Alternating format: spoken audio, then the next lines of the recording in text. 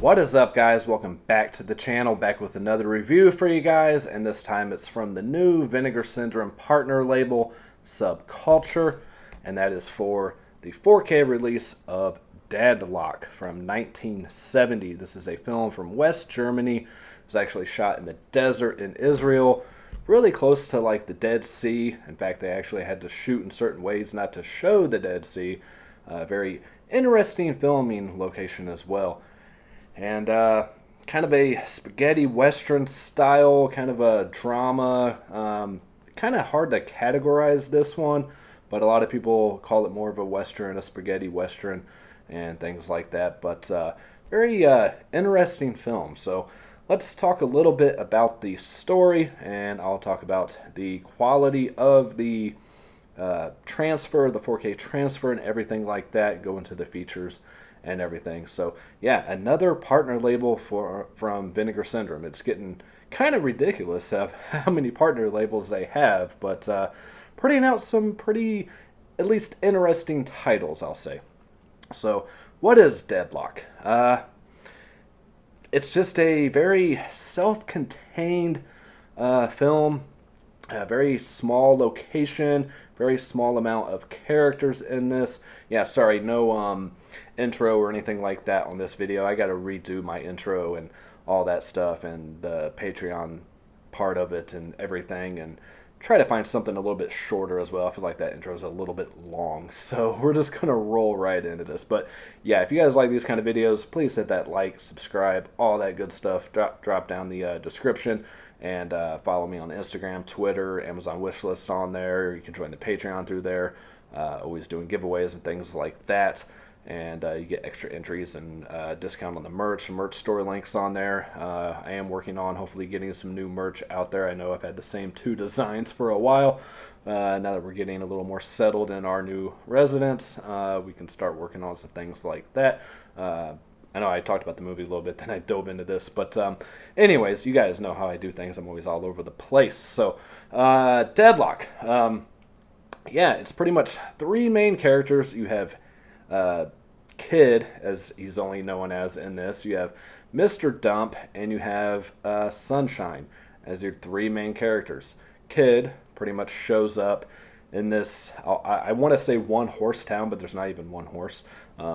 There is like one vehicle though, so I guess that counts. Very small town, just a couple structures and things like that. And you have a couple women in here. I believe one's name is Jessie, a kind of younger woman who is Mr. Dump's kid. I think he mentioned somewhere along the line that it was his daughter. And then I believe the other one's Karina or something like that. It was like an old prostitute, kind of crazy woman. And you have the character of Enzo as well, who's only in this a couple times. He's the guy that kind of brings supplies to this town because it's, you know, off the beaten path or whatever. And he's the kind of guy that'll make a buck off anything and try to get over on people and things like that as well. But that's your whole entire cast right there. So, like I said, Kid shows up into this town. Mr. Dump actually finds him first, kind of dying, and next thing you know, he's back at Mr. Dump's place trying to recover from this injury. He has a bullet wound. He has a suitcase full of money. Dump doesn't really know what to, think of this. He doesn't know, should I take the money? Should I help heal this kid? Should I, what should I do? He's kind of going back and forth in his mind. What the right thing to do is, does he really need this money? It's going to change his life, but he doesn't really want to do that. He wants to help this kid get back to good health and get him on his way. There's just a lot of back and forth within himself that trying to figure out what he wants to do. At the same time, Kid is waiting on Sunshine, I guess his business partner, and whatever it was that they did before this point to get this money. He's waiting for him to arrive on this train, split the money, and do their thing. At the time that Sunshine shows up, that's when things really start to pick up a little bit. This movie drags a lot, I'll say that. So if you're looking for something action-packed or really intense, this isn't going to be it. This isn't going to be for you if you're looking for that kind of film. This is definitely not it. I had a hard time keeping my focus and staying entertained. I found myself on my phone quite a bit throughout at least the first half of this. At least, actually, sunshine doesn't really show up till like the last act, and up to that point, I was just kind of doing other things at the time. But yeah, after Sunshine shows up, like I said, that's when things really pick up. And Sunshine's not a very nice guy. He just really wants the money, and that's it. He doesn't care about anyone, and he's just not a good all-around dude. Now, Sunshine is played by Anthony Dawson, who was actually in a couple 007 films, and he was in From Russia with Love, Dr. No. He was actually in Dial M for Murder as well. So definitely the strongest actor of the bunch. Really did like his character, and the acting all around was what it needed to be for this type of film. Like I said, he was definitely the best actor and my favorite of the characters. I don't want to give too much away on the film itself, but that's basically the story of this. Like I said, there's some pretty intense scenes once he shows up. I'll go ahead and show you guys one of the inserts here, and it shows it in the trailer. You have Dump running from this vehicle driven by Sunshine. I'm not going to say anything that happens or anything like that. Maybe he gets away, maybe he doesn't. I'm not going to say. I'll show a clip or whatever of this, and trying to get back to that too, trying to show you guys scenes from the movie. Now these are going to be from the Blu-ray, as I don't have a 4K burner, and 4Ks take a long time to process anyways because they're such big files. Anyways, but yeah, the Blu-ray looked almost as good as the 4K, by the way, and the 4K looked spectacular. Yeah, that's one of the more intense scenes in the movie. The very end kind of threw me off guard. I kind of had a what the fuck moment with something that happens. Again, I'm not going to give away what happens, but I was just kind of shocked at something that took place.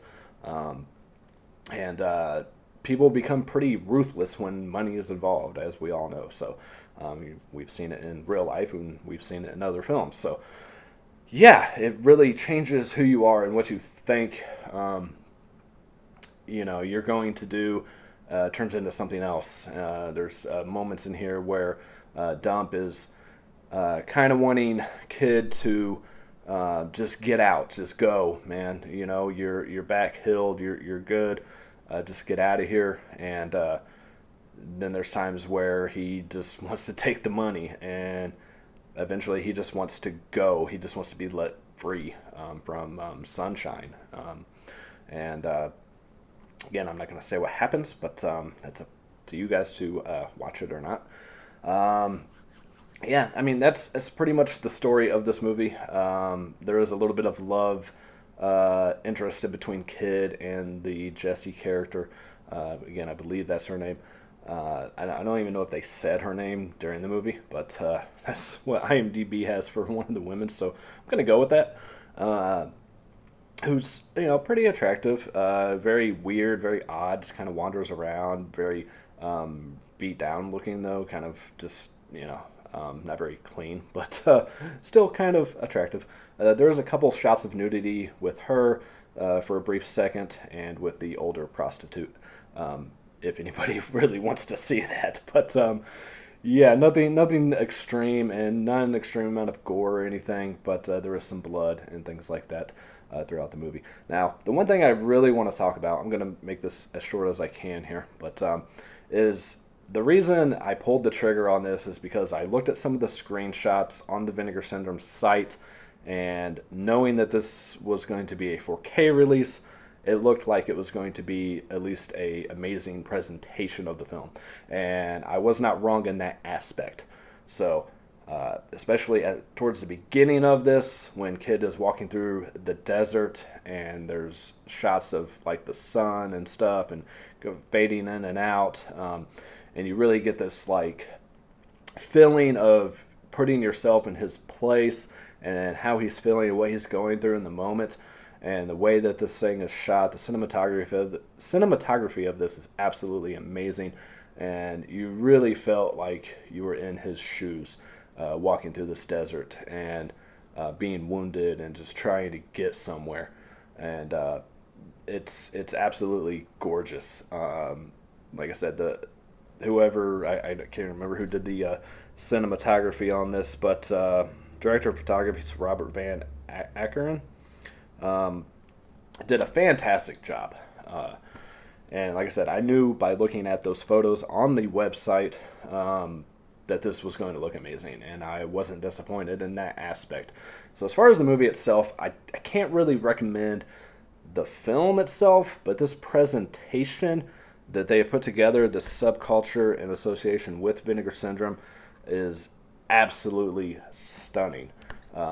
If you go back and look at some of it, when we'll get to the features here in a second, if you see some of the archival stuff and the way this movie looked originally, I know I keep going back and forth between calling it film and a movie. I do that. You really see the difference. I mean, they cleaned this thing up so good. It looks just incredible. Is it worth the $40 price tag? Probably not. I did have my half off for being a subscriber, so I went ahead and grabbed it. But I would wait until it's cheaper to grab it, honestly, unless you're a subscriber and you get the half off. I would wait till like Black Friday or something of that nature. I mean, $37.99, I think is what it is on the site, is a little bit high. If the movie would have been a little bit better itself, it probably would have been worth the price of admission. But I just don't feel like this movie is anything amazing. It's not bad. It's just not great. So, again, I just wanted to watch it because I knew the visuals were going to be incredible, and they were. So, with that being said, the features on here is you get an audio commentary with the director, Roland Klick, and Jurlich von Berg on the Blu-ray. This is the Blu-ray features. You get Truth and Sensuality, which is a new interview with the director, Roland Klick, and it runs about 20 minutes. He kind of talks about his, briefly touches on his background, and of course talks about this movie and everything. He seems pretty arrogant as well, and if you watch the next one on here, which is Movie as Adventure, which is a 1997 interview with Roland, he is definitely arrogant and cocky in that interview, and he continued on in that newer interview.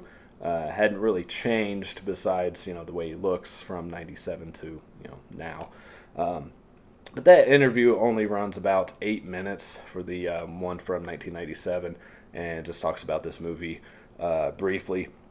And then on here you have Portrait Roland Klick, which is kind of a documentary on Roland and some of his other films, like I think one's called Supermarket, but spelt like weird, and some other movies that he did, what his first film was and everything. Kind of goes over his filmography basically in like a quick 13-minute documentary.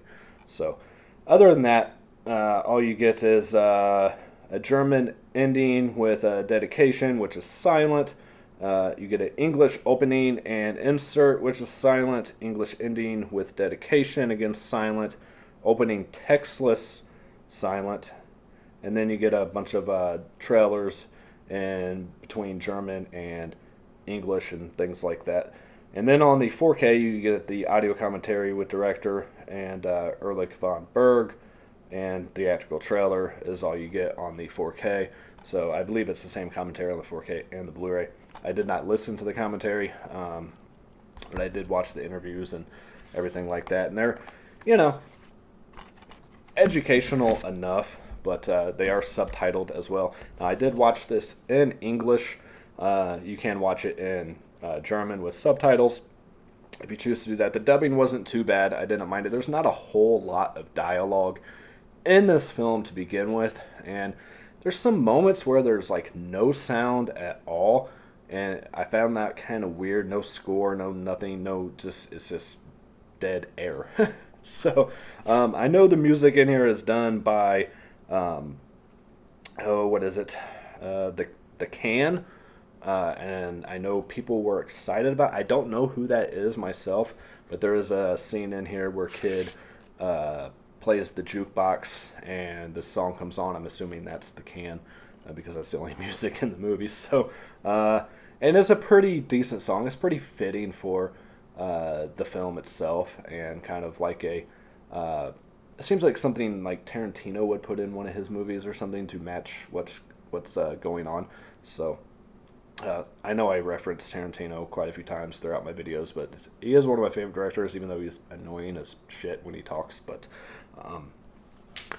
yeah, Deadlock from 1970, West Germany film, and filmed in the desert of Israel. Another interesting thing is they had to actually kind of have Israelis kind of guard their filming location because there was kind of like a war going on between the two sides there, and making sure nothing happened. So I'm not too big on knowing what was going on back in 1970 in that area, so couldn't really reference off the top of my head what was going on, but there's times where they had to like shut the lights off and not let people know they were there in fear of getting shot at or something. So that's pretty interesting as well. So things you learn from watching special features, you know. And there was something mentioned too where one of the guns here used in this movie is very reminiscent to that of Star Wars. So if you're a Star Wars fan, I'm not going to say what gun or who had it or what it's used for in Star Wars, but if you're a Star Wars fan and you've seen this movie or you're going to watch it, keep an eye out for that little Easter egg there. All right.